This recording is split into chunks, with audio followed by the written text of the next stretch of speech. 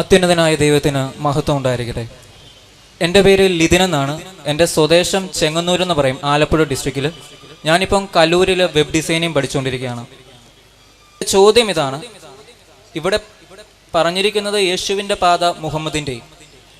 യേശുവിൻ്റെ നാമം എടുത്ത് പറഞ്ഞത് കൊണ്ട് തന്നെ ആദ്യം തന്നെ ചോദിക്കുകയാണ്, യേശു എന്ന് പറയുന്ന രക്ഷകനായ ദൈവപുത്രൻ എന്ന് ക്രൈസ്തവ ലോകം മുഴുവൻ വിശ്വസിക്കുന്ന സത്യദൈവത്തിൻ്റെ ഏകപുത്രനായ അതേ യേശു ക്രിസ്തുവിനെയാണോ വിശുദ്ധ ഖുറാൻ എന്ന് പറയുമ്പോൾ വിശുദ്ധ ഖുറാനിൽ ഈസാ നബി എന്ന് പറയുന്നത്?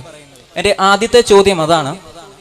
ആണ് എന്നാണ് പ്രിയ സ്നേഹിതൻ ഇവിടെ സമർത്ഥിക്കുന്നത് എങ്കിൽ ഈ ഈസാ നബി എന്ന വാക്കിൻ്റെ അർത്ഥം എന്താണെന്ന് എനിക്ക് അങ്ങ് പറഞ്ഞു തരണം.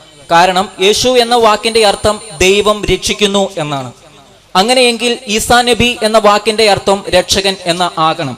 ജീസസ് എന്ന വാക്കിൻ്റെ അർത്ഥവും സേവ്യർ എന്നാണ് ഞാൻ മനസ്സിലാക്കിയിരിക്കുക. അപ്പോൾ ഈസ എന്ന വാക്കിൻ്റെ അർത്ഥം എനിക്ക് പറഞ്ഞു തരണം.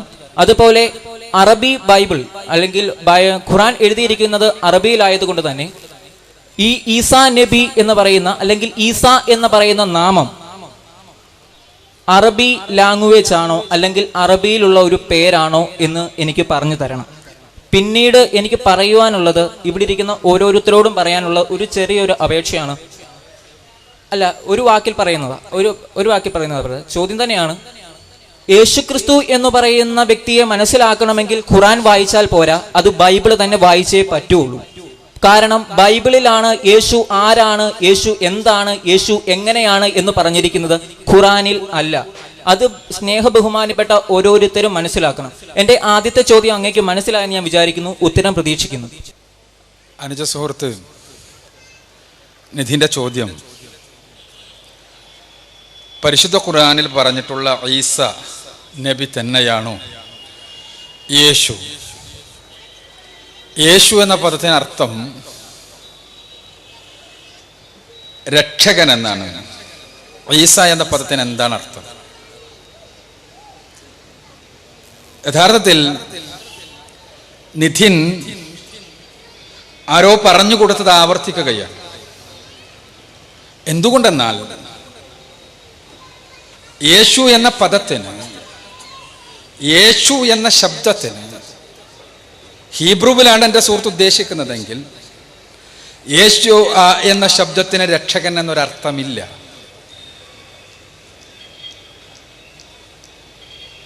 ഇനി അരാമിക്കിലാണ് സുഹൃത്ത് ഉദ്ദേശിക്കുന്നതെങ്കിൽ അരാമിക് പദത്തിലും യേശു എന്നൊരു പദത്തിന് രക്ഷകൻ എന്ന അർത്ഥമില്ല.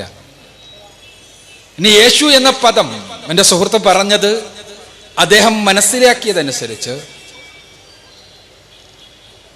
2 സഹസ്രാബ്ദങ്ങൾക്ക് മുമ്പ് ജീവിച്ച മറിയമിൻ്റെ പുത്രനെ ആ സമൂഹം വിളിച്ച പേരാണ് എന്നാണ് എൻ്റെ സുഹൃത്ത് മനസ്സിലാക്കി വെച്ചിട്ടുള്ളത്.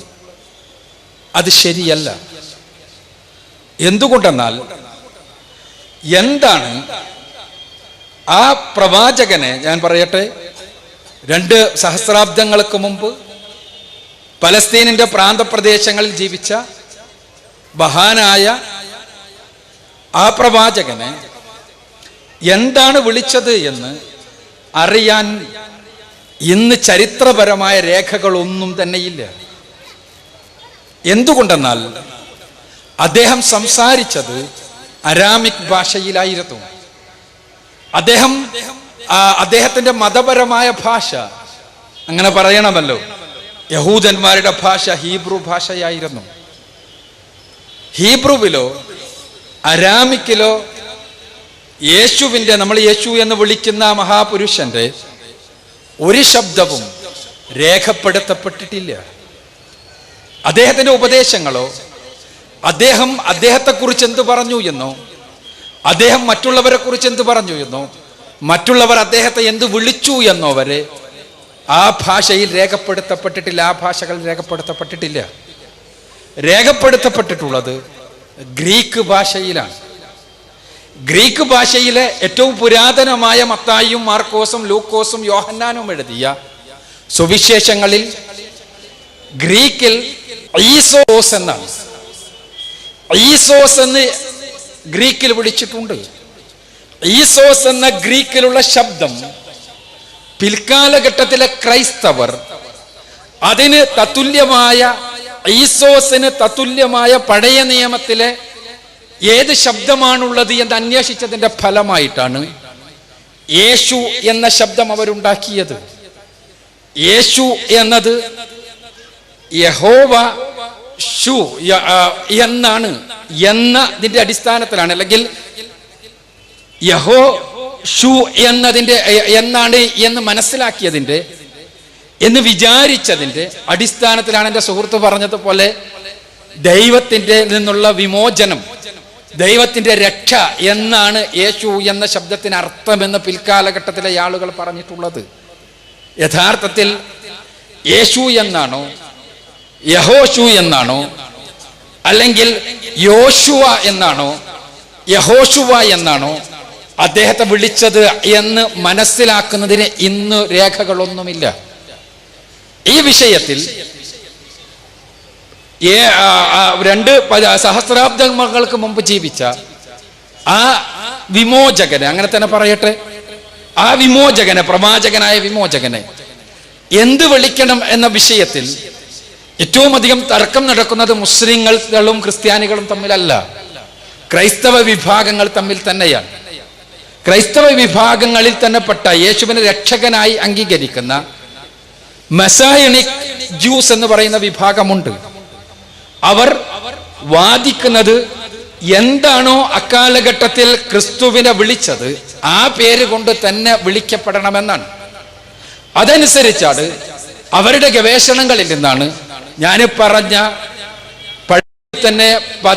പഴയ നിയമത്തിൽ തന്നെ പറഞ്ഞിട്ടുള്ളൊരു പ്രവാചകന്റെ പേര് യോശുവ. ആ യോശുവ എന്ന ശബ്ദം ഉണ്ടായിട്ടുള്ളത് യഹോവ അല്ലെങ്കിൽ യഹോശുവ എന്നതിൽ നിന്നാണ് എന്ന് മനസ്സിലാക്കിക്കൊണ്ട് അതുതന്നെയായിരിക്കും യേശുവിൻ്റെയും പേര് എന്ന് വിചാരിച്ചുകൊണ്ടാണ് യേശു എന്ന ശബ്ദം ആണ് യേശുവിനെ വിളിക്കാൻ ഉപയോഗിച്ചത് എന്ന് സങ്കല്പത്തിലെത്തിയിട്ടുള്ളത്. പരിശുദ്ധ ഖുർആനിൽ പറഞ്ഞിട്ടുള്ള ഈസ എന്ന ശബ്ദം അറബിയിലുള്ള ശബ്ദമല്ല. പരിശുദ്ധ ഖുർആൻ പൂർവ്വ പ്രവാചകന്മാരുടെ പേരുകളെ ഏതെങ്കിലും അറബിയിലേക്ക് പരിഭാഷപ്പെടുത്തിക്കൊണ്ട് അവതരിപ്പിക്കുകയല്ല ചെയ്തിട്ടുള്ളത്. മോശ പ്രവാചകനെ പരിശുദ്ധ ഖുർആൻ മൂസ എന്ന് വിളിക്കുന്നു. മോശ ഒരു അറബി ശബ്ദമല്ല, ഹീബ്രു ശബ്ദമാണ്. ആ മോശ പ്രവാചകനെ അറബിയിലാകുമ്പോൾ അദ്ദേഹത്തെ മൂസ എന്ന് വിളിച്ചു.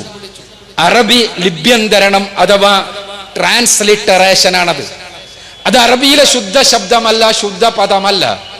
ഇതേപോലെ ഈസ എന്നത് അറബിയിലെ ശുദ്ധ പദമല്ല, മറിച്ച് അന്ന് ഈസാ നബി അലൈഹി സ്വലാത്തു വസ്സലാമിനെ എന്താണോ വിളിച്ചത് അതിന്റെ അറബി ലിപ്യന്തരണമാണ്, അറബി ട്രാൻസ്ലിറ്ററേഷനാണ്. അറബിയിൽ ഞാൻ സൂചിപ്പിച്ചു, ഇന്ന് ലഭ്യമായ പുരാതനമായ കയ്യെഴുത്ത് രേഖകൾ ഗ്രീക്ക് ഭാഷയിലാണുള്ളത്. ഗ്രീക്കിൽ പറയുന്നത് ഈസോസ് എന്നാണ്. ഈസോസ് എന്ന് നിങ്ങൾക്ക് വേണമെങ്കിൽ സ്ട്രോങ്ങിന്റെ ഗ്രീക്ക് ഭാഷയിൽ ഇംഗ്ലീഷിലുമുള്ള ബൈബിളുകളെ താരതമ്യം ചെയ്ത് കോൺകോഡൻസ്, ഏറ്റവും പൂർവമായ, ഏറ്റവും പുരാതനമായി എന്താണ് യഥാർത്ഥത്തിൽ പറയപ്പെട്ടത് എന്ന് നോക്കാൻ വേണ്ടി പണ്ഡിതന്മാർ ഉപയോഗിക്കുന്നതാണ് സ്ട്രോങ്ങിന്റെ കോൺകോഡൻസ്, അഥവാ ഗ്രീക്ക് ഭാഷയിൽ എന്താണ് ഓരോ ശബ്ദവും എന്ന്. ആ സ്ട്രോങ്ങിന്റെ കോൺകോഡൻസിൽ ജീസസിന് തുല്യമായ ഗ്രീക്ക് ശബ്ദം എന്താണ് ഉപയോഗിച്ചത് എന്നും അതിന്റെ ശബ്ദം എന്താണ് എന്നും വളരെ കൃത്യമായി രേഖപ്പെടുത്തിയിട്ടുണ്ട്. നിങ്ങൾക്ക് പരിശോധിച്ചാൽ കാണാൻ കഴിയും. ഈസോസ് എന്നാണ്. ഈസോസ് എന്ന ഗ്രീക്ക് ശബ്ദത്തിന് തുല്യമായ ശബ്ദധ്യരണം തന്നെയാണ്, ലിപ്യന്തരണം തന്നെയാണ് ഈസ. എന്താണ് ഹീബ്രുവിൽ അദ്ദേഹത്തെ വിളിച്ചത് എന്ന് നമുക്കറിയാത്തത് കൊണ്ട് തന്നെ എൻ്റെ സുഹൃത്തിന്റെ കരുതൽ ശരിയല്ല എന്ന് സൂചിപ്പിക്കുകയാണ്. ഇനി ക്രിസ്തുവിനെ കുറിച്ച്, ക്രിസ്തു എന്ന ശബ്ദം പോലും ശരിയല്ല. ക്രിസ്തു എന്നത് ക്രിസ്റ്റോസ് എന്ന ഗ്രീക്ക് ശബ്ദത്തിൽ നിന്ന് ക്രൈസ്റ്റ് എന്ന ഇംഗ്ലീഷ് ശബ്ദം ഉണ്ടാക്കുകയും ആ ക്രൈസ്റ്റിൽ നിന്ന് ക്രിസ്തു എന്ന് വിളിക്കുന്ന സമ്പ്രദായം മലയാളികൾക്കിടയിൽ ഉണ്ടാവുകയുമാണ് ചെയ്തത്. ഇത് മെസായ എന്ന ഹീബ്രു ശബ്ദത്തിന്റെ ഗ്രീക്കാണ്. ക്രിസ്റ്റോസ് എന്നതുകൊണ്ട് മെസ്സായമാർ പഴയ നിയമത്തിലും ഉള്ളത് കൊണ്ട് മിശിഹമാർ എന്ന് പറയുന്ന മെസ്സായമാർ പഴയ നിയമത്തിലും ഉള്ളത് കൊണ്ട് ആ ശബ്ദത്തെ സ്വാഭാവികമായും പഴയ നിയമത്തിൽ നിന്ന് എടുത്തുകൊണ്ട് ക്രിസ്റ്റോസ് എന്ന് പ്രയോഗിച്ചത് മിശിഹക്കാണ് എന്ന് നമ്മൾ മനസ്സിലാക്കുകയാണ്. പരിശുദ്ധ ഖുർആൻ ഇവിടെയും വിളിക്കുന്നത് ഈസാ നബി അലൈഹി സ്വലാത്തു വസ്സലാമിനെ ഈസ മസീഹ് എന്നാണ്. ക്രിസ്റ്റോസ് എന്നല്ല, മറിച്ച് മിശിഹ എന്നാണ്, മെസായ എന്നാണ്. അപ്പോൾ ഞാൻ സൂചിപ്പിക്കുന്നത് യഥാർത്ഥത്തിൽ യേശു എന്നോ ക്രിസ്തു എന്നോ ഉള്ള ശബ്ദങ്ങൾ കൃത്യമായ ശബ്ദങ്ങളല്ല, ആണ് എന്നത് തെറ്റിദ്ധാരണ മാത്രമാണ്. യഥാർത്ഥത്തിൽ ഉള്ളത് ക്രിസ്തു പറയാത്ത ഭാഷയായ, ക്രിസ്തു ഒരിക്കലും പഠിച്ചിട്ടില്ലാത്ത ഭാഷയായ ഗ്രീക്കിലുള്ള ശബ്ദങ്ങൾ മാത്രമാണ് ഇന്ന് ഉപലബ്ധമായിട്ടുള്ളത്, ഇന്ന് ലഭ്യമായിട്ടുള്ളത്. അതിൻ്റെ അടിസ്ഥാനത്തിൽ നമ്മൾ മനസ്സിലാക്കിയിട്ടുള്ള ക്രിസ്തുവിനെ അന്ന് വിളിച്ചിരുന്ന പേര് ഈസോസ് എന്നാണ്. അതിനേറ്റവും തുല്യമായ അറബി ശബ്ദം തന്നെയാണ് ഈസ. സൂചിപ്പിച്ചതുപോലെ പരിശുദ്ധ ഖുർആൻ പഠിച്ചാൽ, എൻ്റെ സുഹൃത്തിൻ്റെ ഉപദേശം അതാണ്, യേശുവിനെ കുറിച്ച് മനസ്സിലാവില്ല എന്ന്.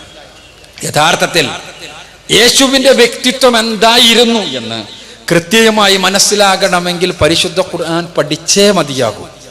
എൻ്റെ സുഹൃത്ത് നിധിൻ ഖുർആൻ പഠിച്ചിട്ടില്ല, മനസ്സിലാക്കിയിട്ടില്ല. ക്രിസ്തുവിനെ കുറിച്ച് ഖുർആൻ എന്ത് പറയുന്നു എന്ന് മനസ്സിലാക്കിയിട്ടില്ല.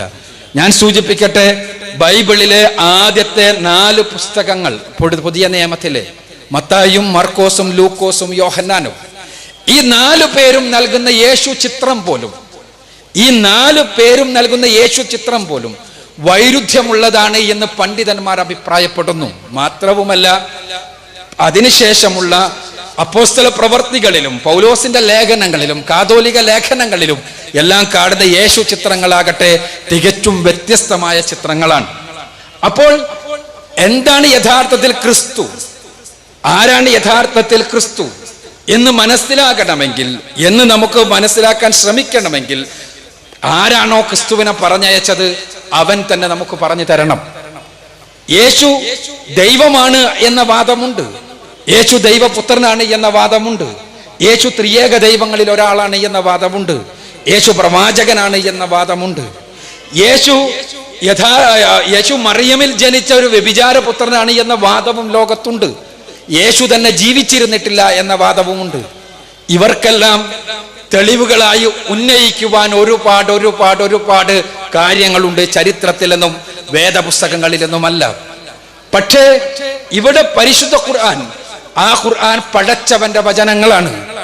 യേശുവിനെ ആരാണോ പറഞ്ഞയച്ചത് അവന്റെ വചനങ്ങൾ.